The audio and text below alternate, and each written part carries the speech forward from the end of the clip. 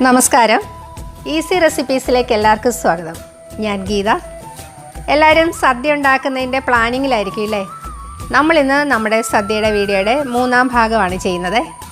ഇതിലെ ആദ്യത്തെ ഭാഗത്ത് നമ്മൾ ഉപ്പേരി, ശർക്കര വരട്ടി, അച്ചാറുകൾ, പുളിയിഞ്ചി, പിന്നെ കുറച്ച് ഒരുക്കങ്ങൾ, തയ്യാറെടുപ്പുകളൊക്കെ നടത്തി. ശർക്കര പാനി ഉണ്ടാക്കി വെച്ചു, പുളി പൾപ്പാക്കി, തേങ്ങ ചിരണ്ടി, അങ്ങനെ കുറേ കാര്യങ്ങൾ ചെയ്തു. 2-ാം ദിവസം നമ്മൾ കാളൻ, പുളിശ്ശേരി, രസം, പൈനാപ്പിൾ കറി, പിന്നെ അവിയലിനും സാമ്പാറിനുമുള്ള പച്ചക്കറികളൊക്കെ അരിഞ്ഞു വെച്ചു. ഇനിയിപ്പം നമുക്കിത് 3-ാം ദിവസത്തെ സദ്യയുടെ വിശേഷങ്ങളിലേക്ക് പോകാം. ആദ്യത്തെ 2 വീഡിയോസും കാണാത്തവരാണെന്നുണ്ടെങ്കിൽ അവർ പഴയ വീഡിയോ ഒന്ന് കണ്ടിട്ട് വേണം കേട്ടോ വരാൻ. കാരണം എന്ന് വെച്ചാൽ അതിൻ്റെ തുടർച്ചയാണ് ഇതിപ്പോൾ 3-ാമത്തെ വീഡിയോ. ഇന്ന് നമ്മൾ 8 കൂട്ടം കറിയും 2 തരം പായസവുമാണ് ഉണ്ടാക്കുന്നത്. അതിന് വേണ്ട ഒരുക്കങ്ങളെല്ലാം ഇന്നലെയേ ചെയ്തു വെച്ചിട്ടുണ്ട്. അതുകൊണ്ട് ഇതെല്ലാം ഒന്ന് പാചകം ചെയ്ത് ഇലയിലാക്കിയാൽ മാത്രം മതിയാവും. നമ്മുടെയൊക്കെ സൗഭാഗ്യമെന്ന് പറയുന്നത് നമ്മളും നമ്മുടെ വേണ്ടപ്പെട്ടവരും എല്ലാ കാലവും ആരോഗ്യത്തോടു കൂടി ഒരുമിച്ച് കഴിയുന്നതാണ്. അതിനു വേണ്ടിയിട്ട് നമുക്ക് കൈ കഴുകിയും മാസ്ക് ധരിച്ചും സാമൂഹിക അകലം പാലിച്ചും ഇത്തവണത്തെ ഓണത്തെ വരവേൽക്കാം. എല്ലാവർക്കും സമ്പൽ സമൃദ്ധിയുടെയും സർവൈശ്വര്യങ്ങളുടെയും ഹൃദയം നിറഞ്ഞ ഓണാശംസകൾ. എന്നാൽ പിന്നെ നമുക്കിനി സദ്യയുടെ കാര്യങ്ങളിലേക്ക് പോയാലോ? സദ്യ ഉണ്ടാക്കുന്ന ദിവസം ആദ്യം തന്നെ നമുക്ക് ചോറിന് വേണ്ടിയിട്ടുള്ള അരി വേവിച്ച് റൈസ് കുക്കറിലേക്ക് വെക്കാം. അതിൻ്റെ വീഡിയോ ഞാൻ എടുത്തിട്ടില്ല കേട്ടോ. പിന്നെ നമുക്ക് ഒത്തിരി ചൂടുവെള്ളം ആവശ്യമുണ്ട്. എപ്പോഴൊക്കെ സ്റ്റൗ കാലിയാവുന്ന അപ്പോഴൊക്കെ വെള്ളമൊക്കെ ഒന്ന് തിളപ്പിച്ച് വെക്കണം കേട്ടോ. അപ്പോൾ പാചകം നല്ല എളുപ്പമാകും. ആദ്യം നമുക്ക് സാമ്പാർ ഉണ്ടാക്കാം. സാമ്പാറിന് വേണ്ടിയിട്ട് ഉരുളക്കിഴങ്ങ്, പടവലങ്ങ, കുമ്പളങ്ങ, മുരിങ്ങയ്ക്ക, കായ, അച്ചിങ്ങ, പച്ചമുളക്, ക്യാരറ്റ്, വഴുതനങ്ങ, തക്കാളി, സവാള, ഉള്ളി ഇത്രയും അരിഞ്ഞെടുത്തിട്ടുണ്ട്. സവാളയും തക്കാളിയും രാവിലെയാണ് അരിഞ്ഞത്. ബാക്കിയെല്ലാം ഞാൻ തലേദിവസം തന്നെ അരിഞ്ഞു വെച്ചിട്ടുണ്ടായിരുന്നു. ഇനി ഇതിനകത്തേക്ക് 2 ഗ്ലാസ് ചൂടുവെള്ളം ഒഴിച്ചിട്ടുണ്ട്. നല്ല തിളച്ച വെള്ളമാണ് ഒഴിച്ചിരിക്കുന്നത്. ഇതിലേക്ക് നമുക്ക് 1/2 ടീസ്പൂൺ മഞ്ഞൾപ്പൊടിയും 1 ടീസ്പൂൺ ഉപ്പുപൊടിയും കൂടെ ചേർക്കാം. എന്നിട്ട് നന്നായിട്ടൊന്ന് ഇളക്കാം. ഇനി ഒരു ചെറിയ പാത്രത്തിൽ പരിപ്പിട്ടിട്ട് 1 ഗ്ലാസ് വെള്ളം കൂടെ ഒഴിച്ചിട്ട് നമുക്ക് ഈ പച്ചക്കറിയുടെ മീതെ വെക്കാം. അപ്പോൾ ഇതെല്ലാം ഒരേപോലെ വെന്ത് കിട്ടും കേട്ടോ. ഹൈ ഫ്ലെയിമിൽ 1 വിസിലും മീഡിയം ഫ്ലെയിമിൽ 1 വിസിലും മതിയാവും. ഈ പരിപ്പുകറിക്കുള്ള പരിപ്പും ഇതിൽ നിന്നാണ് എടുക്കുന്നത്. ഇനിയിപ്പം എണ്ണ ചൂടാക്കി അതിനകത്തേക്ക് കടുക്, ഉള്ളി, മുളക്, കറിവേപ്പില എല്ലാം ഇട്ട് മൂത്ത് കഴിയുമ്പോഴേക്കും ഇതിനകത്തേക്ക് 4 വെണ്ടയ്ക്ക ഇടാം. വെണ്ടയ്ക്ക ഒന്ന് മൂത്ത് വരുമ്പോഴേക്കും നമുക്ക് ഇതിനകത്തേക്ക് 3 ടേബിൾ സ്പൂൺ മല്ലിപ്പൊടിയും 1.5 ടേബിൾ സ്പൂൺ മുളക് പൊടിയും 1 ടീസ്പൂൺ കടുകും കായപ്പൊടിയും കൂടെ ചേർത്തിട്ടൊന്ന് മൂപ്പിച്ചെടുക്കാം. ഇത് നല്ലപോലെ ഒന്ന് മൂത്ത് വരണം കേട്ടോ. ഇതിപ്പോൾ നന്നായിട്ടൊന്ന് മൂത്ത് വരുമ്പോഴേക്കും ഇതിനകത്തേക്ക് നമുക്ക് 1 ഗ്ലാസ് ചൂടുവെള്ളം കൂടെ ഒഴിച്ചിട്ട് ഇതൊരു 1.5-2 മിനിറ്റ് ഒന്ന് അടുപ്പേ വെച്ചൊന്ന് വേവിച്ചെടുക്കാം. സാമ്പാറിൻ്റെ വെണ്ടയ്ക്കയും മസാലയൊക്കെ നന്നായിട്ടൊന്ന് മൂത്ത് വന്നിട്ടുണ്ട് കേട്ടോ. നമുക്കിനി കുക്കറും തുറന്ന് നോക്കാം. പരിപ്പെല്ലാം നന്നായിട്ട് വെന്തിട്ടുണ്ട്. ഇതിൽ നിന്ന് കുറച്ച് പരിപ്പ് ഞാൻ പരിപ്പ് കറിക്ക് വേണ്ടിയിട്ട് മാറ്റുന്നുണ്ട്. നമ്മുടെ മുരിങ്ങയ്ക്കായ്ക്കൊന്നും ഒരു കുഴപ്പവും സംഭവിച്ചിട്ടില്ല. എല്ലാം നന്നായിട്ട് തന്നെ കിട്ടിയിട്ടുണ്ട് കേട്ടോ. ഇനി ഇതിനകത്തേക്ക് നമുക്ക് അരപ്പ് ചേർക്കാം. അല്പം വെള്ളം കൂടെ ഒഴിക്കാം. ഇതിനകത്തേക്ക് നമുക്ക് ഒരു 1 ലിറ്റർ വെള്ളവും 1 ഗ്ലാസ് വെള്ളം കൂടെ ഒഴിച്ചിട്ടുണ്ട് ഈ സാമ്പാറിലേക്ക്. ഇനി ഇതിനകത്തേക്ക് ഇച്ചിരി ഉപ്പിൻ്റെ കുറവുണ്ടായിരുന്നു, അതിട്ടു. 1 ടേബിൾ സ്പൂൺ പുളിയുടെ പൾപ്പ് ചേർക്കാം. നമ്മൾ 2 തക്കാളി ചേർത്തിട്ടുണ്ട്, അതുകൊണ്ട് ഇത് മതിയാവും. ഇനി 1/2 ടീസ്പൂൺ ഉലുവാപ്പൊടി ചേർക്കാം. ഇനി ഇച്ചിരി കായത്തിൻ്റെ കുറവുണ്ടായിരുന്നു, സ്മെല്ലൊന്നും വന്നില്ലല്ലോ സാമ്പാറിൻ്റെ. അപ്പോൾ നമുക്ക് ഇച്ചിരി കായപ്പൊടിയും കൂടെ ചേർക്കാം. നമ്മൾ ഭക്ഷണം കഴിച്ച് കഴിയുമ്പോൾ നമ്മുടെ കയ്യിലൊക്കെ കായത്തിൻ്റെ മണം ഉണ്ടാവണം കേട്ടോ, അതാണ് കണക്ക്. ഇതിനി നമുക്ക് വേറൊരു പാത്രത്തിലേക്ക് മാറ്റാം. ഇച്ചിരി മല്ലിയില ഇടാൻ മറന്നുപോയായിരുന്നു കേട്ടോ, അത് ഞാൻ ഇതിനകത്തേക്ക് ഇട്ടിട്ട് ചൂടോടെ ഇട്ടിട്ടൊന്ന് ഇളക്കി എടുത്തിട്ടുണ്ട്. അപ്പോൾ നമ്മുടെ സാമ്പാർ റെഡി ആയിട്ടുണ്ട്. പരിപ്പ് കറിക്കുള്ള പരിപ്പ് നമ്മൾ സാമ്പാറിൻ്റെ പരിപ്പിൽ നിന്ന് എടുത്തിട്ടുണ്ട് കേട്ടോ. ഇത് നമുക്കിനി ഒന്ന് കടുക് ഇറക്കാം. ഇത് 2 എണ്ണത്തിന് വേണ്ടിയിട്ടുള്ള കടുക് കറിയാണ്. നമ്മുടെ പച്ചടിക്ക് വേണ്ടിയിട്ട് ഇതിൽ നിന്ന് കുറച്ച് എടുക്കുന്നുണ്ട്. ഇനി ഇതിനകത്തേക്ക് നമുക്ക് പരിപ്പ് ചേർക്കാം. ഈ പരിപ്പിൻ്റെ ഒപ്പം തന്നെ 3 ടേബിൾ സ്പൂൺ തേങ്ങായും 2 പിഞ്ച് ജീരകവും 2 വെളുത്തുള്ളിയും കൂടെ കൂട്ടി അരച്ചതാണിത്. ഇനി ഇത് നന്നായിട്ടൊന്ന് മിക്സ് ചെയ്യാം. ഇത് ഞാൻ ഇച്ചിരി കട്ടിയിലാണ് എടുക്കുന്നത്. ഇനിയിപ്പോൾ ലൂസ് വേണമെന്നുണ്ടെങ്കിൽ അല്പം വെള്ളം കൂടി ഒഴിച്ചൊന്ന് ലൂസാക്കിയാൽ മതിയാകും. ഉപ്പൊക്കെ പാകത്തിനിടുന്നേ. നമ്മുടെ പരിപ്പ് കറി റെഡി ആയിട്ടുണ്ട്. നമുക്കിനി എരിശ്ശേരി ഉണ്ടാക്കാം. എരിശ്ശേരിക്ക് വേണ്ടിയിട്ട് വൻപയർ തലേ ദിവസമേ വെള്ളത്തിലിട്ടതാണ് കേട്ടോ. ഇതൊരു 1 കപ്പോളം വൻപയറുണ്ട്. ഇത് നമുക്ക് ഈ കുക്കറിൽ ഇട്ടിട്ടൊന്ന് വേവിച്ചെടുക്കാം. ഇതിലേക്ക് നമ്മൾ മഞ്ഞൾപ്പൊടിയും മുളക് പൊടിയും ഒന്നും ഇടുന്നില്ല. എന്നാന്ന് വെച്ച് കഴിഞ്ഞാൽ ഇത് നമുക്ക് ഓലിന് വേണ്ടി കൂടിയുള്ളതാണ്. ഇതിലേക്ക് നമുക്കൊരു 1/2 ടീസ്പൂണോളം ഉപ്പ് ചേർക്കാം. 1.5 ഗ്ലാസ് തിളച്ച വെള്ളം ഒഴിക്കാം. ഇനി ഇതിനകത്തേക്ക് നമുക്ക് മത്തങ്ങ ഇറക്കി വെക്കാം. മത്തങ്ങ ഒരു പാത്രത്തിൽ വെച്ച് ഇറക്കി വെക്കാം. ഇതൊരു 1/4 കിലോ മത്തങ്ങ ഉണ്ട്. ഇതിലും ഒരു 1/2 ഗ്ലാസ് വെള്ളം ഒഴിക്കാം. എന്നിട്ട് ഹൈ ഫ്ലെയിമിൽ ഒരു വിസിലും മീഡിയം ഫ്ലെയിമിൽ ഒരു വിസിലും മതിയാവും. ഇത് പെട്ടെന്ന് വെന്ത് കിട്ടും കേട്ടോ. ഇതിൻ്റെ അരപ്പിന് വേണ്ടി 5 ടേബിൾ സ്പൂൺ തേങ്ങയും 1/2 ടീസ്പൂൺ വീതം ജീരകവും കുരുമുളക് പൊടിയും എടുത്തിട്ടുണ്ട്. പിന്നെ 2 വെളുത്തുള്ളി. ഇത് അല്പം ഒന്ന് അരച്ചെടുക്കണം. ഒത്തിരി നൈസായിട്ട് അരയുണ്ട കേട്ടോ. ഇനിയിപ്പം നമുക്ക് കുക്കർ തുറന്നു നോക്കാം. നമ്മുടെ വൻപയറെല്ലാം നന്നായിട്ട് വെന്തിട്ടുണ്ട്. ഇതിൽ നിന്ന് നമുക്ക് കുറച്ച് വൻപയർ ഓയിലിന് വേണ്ടിയിട്ട് മാറ്റി വെക്കാം. ബാക്കിയുള്ള വൻപയർ നമുക്ക് ചെറുതായിട്ടൊന്ന് ഉടച്ചു കൊടുക്കാം. ഞാനൊരു ഇച്ചിരി നല്ലപോലെ ഉടയ്ക്കുന്നുണ്ട്. ഇത്രയും ഉടയ്ക്കണ്ടെന്നുണ്ടെങ്കിൽ അങ്ങനെ ചെയ്യാം കേട്ടോ. 1/2 ടീസ്പൂൺ മഞ്ഞൾപ്പൊടിയും 1/4 ടീസ്പൂൺ മുളക് പൊടിയും ഇട്ടിട്ട് ഇത് നല്ലപോലെ ഒന്ന് ഇളക്കിയെടുക്കാം. മത്തങ്ങായും അല്പം ഒന്ന് ഉടച്ചു കൊടുക്കാവേ. മത്തങ്ങയുടെ തൊലിയൊന്നും ഞാൻ കളഞ്ഞിട്ടില്ല കേട്ടോ. ഇനി മത്തങ്ങ നമുക്ക് ഇതിനകത്തേക്ക് ഇടാം. ഇനി നമുക്കിത് അടുപ്പയിലേക്ക് വെക്കാം. കൂട്ടത്തിൽ ഈ അരപ്പും കൂടെ ഇടാം. ഈ അരപ്പ് ഒന്ന് വെന്ത് കിട്ടണം. ഈ അരപ്പൊന്ന് വേകുകയും ഇതിലെ വെള്ളമൊക്കെ ഒന്ന് വറ്റുകയും ചെയ്യുമ്പോഴത്തേനും നമ്മുടെ എരിശ്ശേരി റെഡിയാകും കേട്ടോ. പോരാത്ത ഉപ്പ് വല്ലതും ഉണ്ടെങ്കിൽ അതും കൂടി ഇടണേ. ഇനിയിപ്പോൾ നമുക്ക് ഇതിന് വേണ്ടിയിട്ടൊന്ന് കടുക് വറുത്തെടുക്കാം. ഇതിൻ്റെ കടുക് വറക്കലെന്ന് പറയുന്നത് നമ്മുടെ സാധാരണ കടുക് വറ പോലെയുള്ള സംഭവമല്ല. അതിൻ്റെ ഒപ്പം അല്പം തേങ്ങ കൂടി ഇടണം. ഞാനൊരു 4-5 ടേബിൾ സ്പൂൺ തേങ്ങയും കൂടി ഇതിൻ്റെ ഒപ്പം ഇട്ടൊന്ന് മൂപ്പിച്ചെടുക്കുന്നുണ്ട്. തേങ്ങയൊക്കെ നല്ല മൊരിഞ്ഞു വരണം കേട്ടോ. ഇത് നമ്മുടെ എരിശ്ശേരിക്ക് നല്ല ടേസ്റ്റ് കൂട്ടുവേ.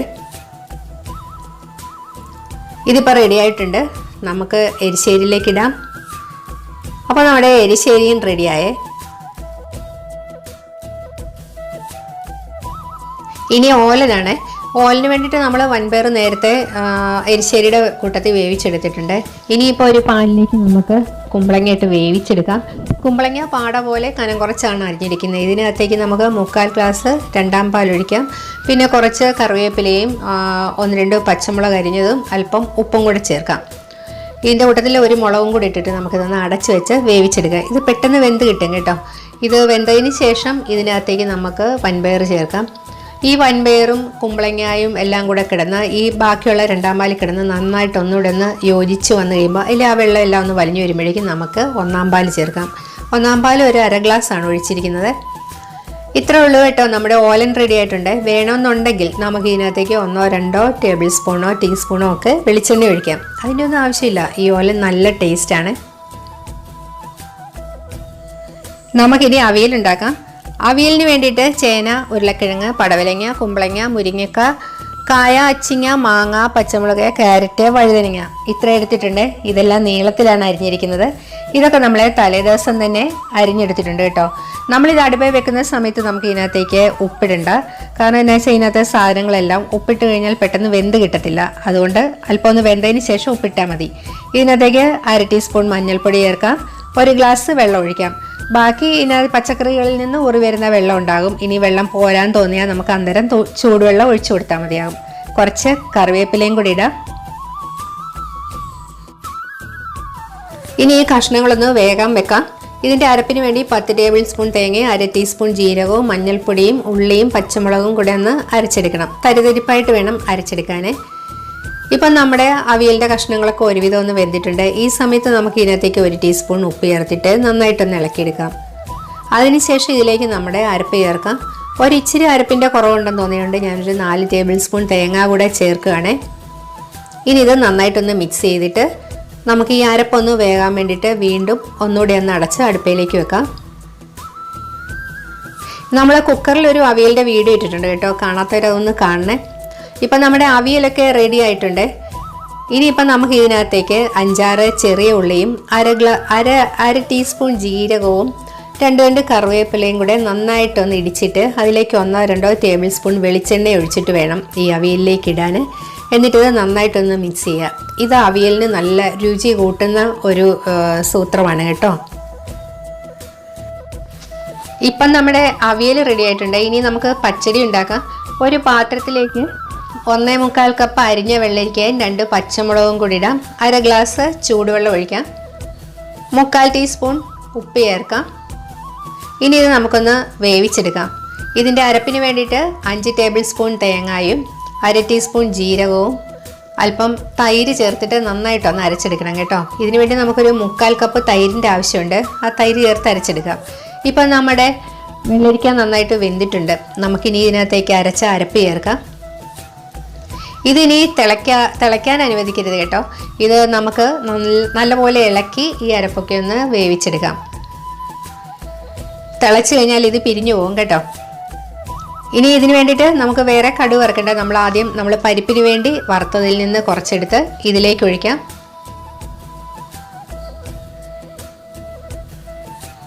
അപ്പം നമ്മുടെ പച്ചടിയും റെഡി ആയിട്ടുണ്ട്.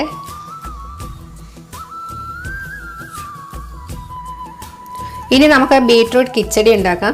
ബീട്രൂട്ട് കിച്ചടിക്ക് വേണ്ടിയിട്ട് 2 ബീട്രൂട്ട് ചെറുതായിട്ട് അരിഞ്ഞെടുത്തിട്ടുണ്ട്. പിന്നെ ഇതിൻ്റെ അരപ്പിന് വേണ്ടിയിട്ട് 5 ടേബിൾ സ്പൂൺ തേങ്ങ, 2 പച്ചമുളക്, 2 നുള്ള ജീരകം, 1/2 ടീസ്പൂൺ കടുക്. ഇത് നല്ലപോലെ അരച്ചെടുക്കണേ. ഇനി ഒരു ചീനച്ചട്ടി ചൂടാക്കി അതിലേക്ക് 4 ടേബിൾ സ്പൂൺ എണ്ണ ഒഴിച്ചിട്ട് കടുകും മുളകും കറിവേപ്പില ഇട്ടൊന്ന് മൂപ്പിച്ചെടുക്കണം. അതിനുശേഷം നമുക്ക് ഇതിനകത്തേക്ക് ബീട്രൂട്ട് ഇടാം. ബീട്രൂട്ട് മിക്സിയിലൊന്ന് കറക്കിയെടുത്താണ്, അതാണ് എളുപ്പം കേട്ടോ. ഇനി ഇത് നന്നായിട്ടൊന്ന് ഇളക്കിയതിന് ശേഷം ഇതിനകത്തേക്ക് 1/2 ഗ്ലാസ് ചൂടുവെള്ളം ഒഴിച്ചിട്ട് ഇതൊന്ന് വേഗം വെക്കാം. ഇപ്പം ഇത് വെന്തിട്ടുണ്ട് കേട്ടോ. ഇതിനകത്തേക്ക് നമുക്ക്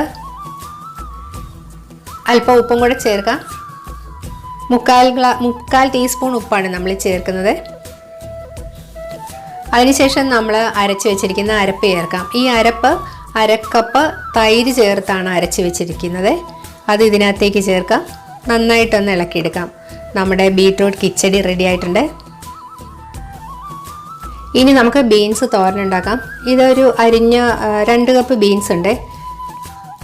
ഇതിൻ്റെ അരപ്പിന് വേണ്ടി 5 ടേബിൾ സ്പൂൺ തേങ്ങയും മഞ്ഞൾപ്പൊടിയും 5-6 ഉള്ളിയും 5 പച്ചമുളകും കറിവേപ്പിലയും ഉണ്ട്. ഇത് നമുക്കൊന്ന് തരിതരിപ്പായിട്ടൊന്ന് അരച്ചെടുക്കാം.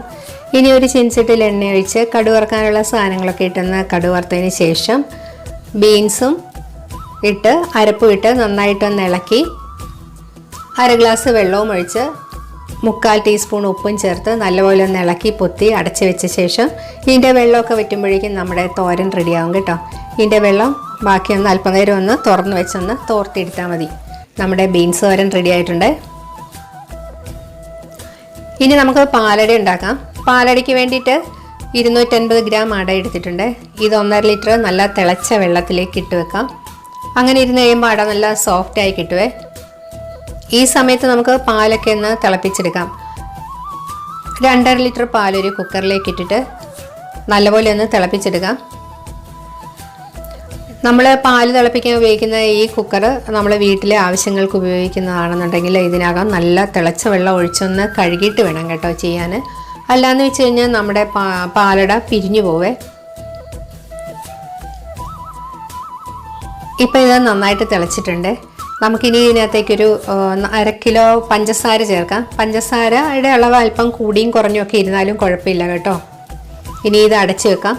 ഒരു 3/4 മണിക്കൂറോളം ഇതൊന്ന് അടുപ്പയിലിരുന്നൊന്ന് വേവിച്ചെടുക്കണേ. തീ തീരെ കുറച്ച് വെക്കണം. ഒട്ടും പ്രഷറൊന്നും വരേണ്ട ആവശ്യമില്ല കേട്ടോ. ഇപ്പം നമ്മുടെ അടയൊക്കെ നല്ല സോഫ്റ്റായി വന്നിട്ടുണ്ട്. ഇതൊരു അരിപ്പയിൽ കൂടെ നമുക്കൊന്ന് അരിച്ചെടുക്കാം. അരിച്ചതിന് ശേഷം അതിന് മീതെ കുറച്ച് തണുത്ത വെള്ളം കൂടെ ഒഴിച്ചൊന്നൊന്ന് കഴുകിയെടുക്കണം കേട്ടോ.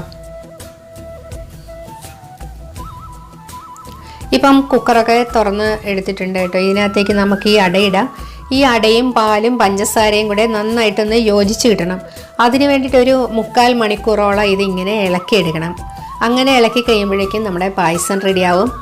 ഇപ്പോൾ ഒരു 3/4 മണിക്കൂറായിട്ടുണ്ട്. നമ്മുടെ പായസം റെഡി ആയിട്ടുണ്ട്. കണ്ടോ, നമ്മൾ ഈ പാത്രത്തിൽ ഇങ്ങനെ ഒന്ന് വരച്ച് കഴിയുമ്പോൾ ആ വര പിന്നെ കൂട്ടി മുട്ടാതെ ഇരിക്കും. അതാണ് ഇതിൻ്റെ കണക്ക്. ഇനി ഇതിൽ 2 ടീസ്പൂൺ നെയ്യും കൂടെ ചേർത്തിട്ട് നമുക്ക് സ്റ്റൗ ഓഫ് ചെയ്യാം. നമ്മുടെ പാലട റെഡി ആയിട്ടുണ്ട്. ഇനി നമുക്ക് ചെറുപയർ പരിപ്പ് പായസം ഉണ്ടാക്കാം. ഇതിന് വേണ്ടിയിട്ട് ചെറുപയർ പരിപ്പ് 1/4 കിലോ എടുത്തിട്ടുണ്ട്. ഇതിനി നമുക്കൊന്ന് വറുത്തെടുക്കണം. പെട്ടെന്നൊന്നാകാൻ വേണ്ടിയിട്ട് ഞാനൊരു 1/2 ടീസ്പൂൺ നെയ്യും കൂടെ ഒഴിച്ചിട്ടുണ്ട്. എന്നിട്ടിത് നല്ലപോലെ ഒന്ന് ഇളക്കി വറുത്തെടുക്കാം. ഇതിൻ്റെ കളറൊന്ന് മാറി തുടങ്ങുന്ന സമയത്ത് നമുക്ക് സ്റ്റൗ ഓഫ് ചെയ്യാം. എന്നിട്ട് നമുക്കിത് തണുക്കാൻ വേണ്ടിയിട്ട് വേറൊരു പാത്രത്തിലേക്ക് വെക്കാം. ഇതിങ്ങനെ തിന്നാൻ നല്ല രസമാണ് കേട്ടോ. ഇനി ഇത് നന്നായിട്ടൊന്ന് കഴുകിയതിന് ശേഷം നമുക്കൊരു കുക്കറിലേക്ക് ഇട്ടിട്ട് വേവിച്ചെടുക്കാം. 2-2.5 ഗ്ലാസ് വെള്ളം ഒഴിച്ചിട്ടാണ് ഇത് വേവിച്ചെടുക്കുന്നത്. മീഡിയം ഫ്ലെയിമിൽ 2 വിസിൽ വന്നപ്പോഴേക്കും ഇതൊക്കെ വെന്തിട്ടുണ്ട് കേട്ടോ. നമ്മളിനി ഇത് ഒരു ഉരുളിയിലേക്ക് 3 ടേബിൾ സ്പൂൺ നെയ്യ് ഒഴിക്കാം. അതിനുശേഷം നമുക്ക് ഇതിനകത്തേക്ക് പരിപ്പിടാം. ഈ കുക്കറിൽ പരിപ്പ് വെച്ചതിന് ശേഷം എനിക്കൊരു അബദ്ധം പറ്റി. എൻ്റെ ഫോണിൽ ലോഡ് കൂടിപ്പോയി, ഫോണൊക്കെ ഓഫായി പോയി, ചാർജ് തീർന്നു, ആകെ പ്രശ്നമായി. ഞാൻ ഫോണിൻ്റെ പുറകെ പോയി കേട്ടോ. അപ്പോൾ അങ്ങനെ അത്രയും സമയം ആയി കഴിഞ്ഞപ്പോഴത്തേനും നമ്മുടെ പരിപ്പൊക്കെ കട്ട പിടിച്ചു. അത് കഴിഞ്ഞപ്പോൾ ഞാൻ ഓർത്തു 2ാം പാൽ ഒഴിച്ച് ഈ പരിപ്പൊക്കെ നല്ലപോലെ ഒന്ന് ലൂസാക്കാമെന്ന് വിചാരിച്ചു. പക്ഷെ ഞാൻ നോക്കിയിട്ട് ഇത് ശരിയാവുന്നില്ല. അപ്പം നമ്മൾ ഇനി ഇതിനകത്തേക്ക് ശർക്കരപ്പാനി ഒഴിച്ചു കഴിഞ്ഞാൽ ഇത് കഷ്ണമായിട്ട് കട്ട പോലെ കിടക്കുവേ. അപ്പോൾ അതുകൊണ്ട് ഞാൻ 2ാം പാലൊക്കെ ചേർത്തിട്ട് ഇത് മിക്സിയിൽ അങ്ങ് അടിച്ചെടുത്തു. ഞാനിത് എന്തിനാണ് പറയുന്നതെന്ന് വെച്ച് കഴിഞ്ഞാൽ നിങ്ങൾക്ക് ആർക്കെങ്കിലും അങ്ങനെ ഒരു അബദ്ധം പറ്റിയിട്ടുണ്ടെങ്കിൽ അങ്ങനെ നേരെ ശർക്കരപ്പാനി ഒഴിക്കരുത് എന്ന് പറയാൻ വേണ്ടിയിട്ടാണ്. ഇനി ഇത് അടുപ്പേ വെച്ച് നമുക്ക് നന്നായിട്ടൊന്ന് ഇളക്കി വരട്ടിയെടുക്കാം. ഇതിലേക്ക് നമുക്ക് ശർക്കര ചേർക്കാം. 1/2 കിലോ ശർക്കരയാണ് ഇതിന് വേണ്ടത്. ഇപ്പം മധുരം ഇച്ചിരി കൂടിയാലും കുഴപ്പമില്ല, കുറഞ്ഞാലും കുഴപ്പമില്ല. ഞാൻ ഇതിനകത്തേക്ക് ഇവിടെ പിള്ളേർക്ക് പോരാ എന്ന് പറഞ്ഞപ്പോൾ ഒരു 100 ഗ്രാം കൂടെ മധുരം ചേർത്തിട്ടുണ്ടായിരുന്നേ. ഇതിൽ എനിക്ക് ഫോൺ പിന്നെയും പ്രശ്നമുണ്ടായി. എൻ്റെ ഫോണിലെ എല്ലാ വീഡിയോയും എനിക്കിതിൻ്റെ ക്ലിപ്പ് കിട്ടിയിട്ടില്ല കേട്ടോ. ഈ വീഡിയോ ഇടണ്ടെന്ന് വിചാരിച്ചാണ്. പക്ഷേ പായസത്തിൻ്റെ ടേസ്റ്റ് അത്രയ്ക്ക് നല്ല പായസം ആയതുകൊണ്ട് ഞാൻ ഇടുകയാണെ. പറഞ്ഞാൽ എല്ലാവർക്കും മനസ്സിലാവുമെന്ന് വിചാരിക്കുന്നു. ഇതിനി ഇട്ട് ഇതിനകത്ത് കിടന്നിങ്ങനെ നന്നായിട്ട് വരട്ടി എടുക്കണേ. ഇതിൻ്റെ ഒരു പാകം എന്ന് പറയുന്നത് നമ്മളിങ്ങനെ വരട്ടി വരുമ്പോൾ പാത്രം തെളിഞ്ഞ് കാണണം, ആ ഒരു അവസ്ഥയിലേക്ക് വരണം. പക്ഷെ അത് വീഡിയോയിൽ കിട്ടിയിട്ടില്ല കേട്ടോ. അങ്ങനെ ശർക്കര ചേർത്ത് നന്നായിട്ട് വരട്ടി എടുത്തതിന് ശേഷം 2ാം പാല് ചേർത്ത് അല്പം ഒന്ന് കുറുകി വന്ന സമയമാണ് ഈ കിട്ടിയിരിക്കുന്നത് കേട്ടോ. അപ്പം ഈ ഒരു സ്റ്റേജിൽ ഈ പായസത്തിൻ്റെ കണ്ടീഷൻ ഇങ്ങനെയാണ്. ഇതിനി നന്നായിട്ടൊന്ന് കുറുകി വരണം. ഞാൻ ഇതിനകത്തേക്ക് ഒരു 3 തേങ്ങയാണ് ഇതിനു വേണ്ടി എടുത്തിരുന്നത്. ഈ 3 തേങ്ങയിൽ ഞാൻ ആകെ 1ഉം 2ഉം പാല് മാത്രമേ എടുത്തിട്ടുള്ളൂ. 1ാം പാലാണ് ഞാൻ ഇച്ചിരി കൂടുതലായിട്ട് എടുത്തത്. 2ാം പാല് ഞാനൊരു 2 ഗ്ലാസും 1ാം പാല് 2.5 ഗ്ലാസുമാണ് എടുത്തിരുന്നത്. എന്തായാലും പാലൊത്തിരി 2ാം പാല് കൂടുതലാണെങ്കിൽ നമ്മൾ ഒത്തിരി നേരം ഇട്ട് ഇളക്കി വറ്റിച്ചെടുക്കണ്ടേന്ന് വിചാരിച്ചിട്ടാണ് ഞാൻ അങ്ങനെ 2ാം പാലിൻ്റെ അളവ് കുറച്ചെടുത്തത്. പക്ഷേ മാക്സിമം പാല് ഞാനിങ്ങനെ പിഴിഞ്ഞെടുത്തു. മിക്സിയിലിട്ട് അല്പം ചൂടുവെള്ളം ഒഴിച്ച് തേങ്ങ നന്നായിട്ടൊന്ന് അടിച്ചെടുക്കുകയാണ് ചെയ്തത്. ഇതാ ഈ ഒരു കണ്ടീഷനിൽ. ഇനി നമുക്ക് ഇതിനകത്തേക്ക് 1ാം പാല് ചേർക്കാം. 1ാം പാലെന്ന് പറയുന്ന ഒരു 2.5 ഗ്ലാസ് പാലാണ് കേട്ടോ ഞാൻ ഇതിനകത്തേക്ക് ചേർക്കുന്നത്. ഇനി ഈ 1ാം പാല് ചേർത്തതിന് ശേഷം ഇത് അധികം അടുപ്പയിൽ വെക്കേണ്ട ആവശ്യമില്ല. ഇതെല്ലാം കൂടെ നന്നായിട്ടൊന്ന് മിക്സ് ചെയ്യുക. മിക്സ് ചെയ്ത് കഴിയുമ്പോഴത്തേന് ഇതൊന്ന് ചൂടായിക്കോളൂ. തിളയ്ക്കാൻ അനുവദിക്കരുത്. ഇതിനെ നന്നായിട്ടൊന്ന് ഇളക്കിയെടുക്കാം. 1ാം പാല് ചേർത്തതിന് ശേഷം എല്ലാം നന്നായി യോജിച്ച് വന്നിട്ടുണ്ട്. അത് നല്ലപോലെ ഒന്ന് ചൂടായിട്ടുണ്ട്. ഞാൻ സ്റ്റവ് ഓഫ് ചെയ്തിട്ടുണ്ട്. ഇനിയിപ്പോൾ ഇതിനകത്തേക്ക് നമുക്ക് 1/2 ടീസ്പൂൺ ജീരകപ്പൊടിയും 3/4 ടീസ്പൂൺ ഏലക്കാപ്പൊടിയും 1 ടീസ്പൂൺ ചുക്ക് പൊടിച്ചതും ചേർത്തിട്ട് നന്നായിട്ടൊന്ന് ഇളക്കിയെടുക്കാം. അതിനുശേഷം ഇതിനകത്തേക്ക് 1 പിടി തേങ്ങാക്കൊത്ത് വറുത്തതും 10-15 കപ്പ് കശുവണ്ടിയും 100 ഗ്രാം കിസ്മിസും കൂടെ ഒന്ന് വറുത്തിടാം. ഇത് വറുത്ത് വെച്ചിട്ട് അതിൻ്റെ അളവൊക്കെ കുറച്ച് കുറഞ്ഞു കേട്ടോ. നമ്മുടെ പായസം റെഡി ആയിട്ടുണ്ട്. ഇത്രയൊക്കെയാണ് കേട്ടോ നമ്മുടെ സദ്യാവിശേഷങ്ങൾ. പിന്നെ ഞാൻ പച്ചമോര് റെഡിയാക്കിയിട്ടുണ്ടായിരുന്നു കേട്ടോ. ഇഞ്ചിയും പച്ചമുളകും ഉള്ളിയും കറിവേപ്പിലയും ഒക്കെ ഇട്ടിട്ട് അത് കാണിക്കാൻ വിട്ടുപോയി. പിന്നെ ഈ സദ്യയെക്കുറിച്ച് പറഞ്ഞു കഴിഞ്ഞാൽ അവിയൽ അല്പം കൂടെ ഒന്ന് കുഴഞ്ഞിരുന്നാൽ നന്നായിരുന്നു എന്നെല്ലാവരും ഒരു അഭിപ്രായം പറഞ്ഞു. പിന്നെ പായസത്തെക്കുറിച്ച് പറഞ്ഞു കഴിഞ്ഞാൽ പാലടയിൽ മിൽക്ക് മെയ്ഡ് ചേർത്തിട്ടുണ്ടോ എന്ന് എന്നോട് എൻ്റെ ശാപ്പാട്ടുപ്രിയനായ മോൻ ചോദിച്ചു.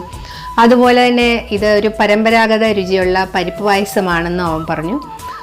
പിന്നെ എന്ന് പറഞ്ഞു കഴിഞ്ഞാൽ എല്ലാത്തിനെക്കുറിച്ചും നല്ല അഭിപ്രായമായിരുന്നു. പിന്നെ നമ്മൾ സദ്യയൊക്കെ ഉണ്ടാക്കുമ്പോൾ നമ്മൾ വീട്ടുകാരുടെയൊക്കെ ഹെൽപ്പ് എടുക്കണം കേട്ടോ.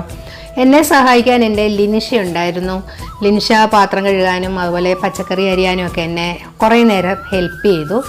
അതെനിക്കൊരു വലിയൊരു അനുഗ്രഹമായിരുന്നു കേട്ടോ. പിന്നെയെന്ന് പറഞ്ഞാൽ എനിക്കുള്ള ഒരു വിഷമം എന്ന് വെച്ചാൽ പായസം എനിക്ക് നിങ്ങളെ കംപ്ലീറ്റ് കാണിക്കാൻ പറ്റാഞ്ഞതിൻ്റെ ഒരു വിഷമമുണ്ട്. അല്ലാന്ന് വെച്ച് കഴിഞ്ഞാൽ ഞാൻ സാറ്റിസ്ഫൈഡ് ആണ് ഈ സദ്യയിൽ. അപ്പോൾ എല്ലാവർക്കും ഒരിക്കൽ കൂടെ ഓണാശംസകൾ. എൻ്റെ ചാനൽ ഇതുവരെ സബ്സ്ക്രൈബ് ചെയ്യാത്തവരാണെങ്കിൽ ഒന്ന് സബ്സ്ക്രൈബ് ചെയ്തേക്കണേ. മറ്റൊരു വീഡിയോയുമായി വീണ്ടും കാണാം. താങ്ക്